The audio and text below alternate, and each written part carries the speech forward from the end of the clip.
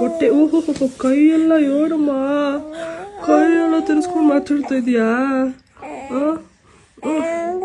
ಹಾಲು ಕೊಡು ಅಂತ ಇದೆಯಾ? ಏನು ಹೇಳ್ತಾರದು ನೀನು? ಅಯ್ಯೋ, ನನಗೇನಾದ್ರು ಅರ್ಥ ಆಗ್ಬಿಟ್ಟಿದ್ರೆ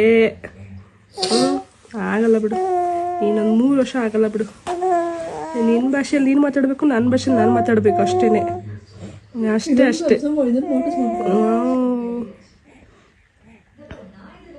ಅವ್ರಿಗೆಲ್ಲ ಗೊತ್ತಿಲ್ಲ.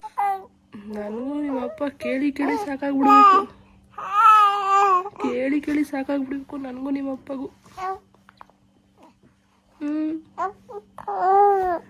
ನಾವು ಸ್ಟೋರೀಸ್ ಹೇಳಿ ಮಲಗಿಸಲ್ಲ, ನೀನೇ ನಮ್ಗೆ ಸ್ಟೋರೀಸ್ ಹೇಳ್ಬಿಟ್ಟು ಮಲಗಿಸ್ತೀಯ ಅನ್ಸುತ್ತೆ.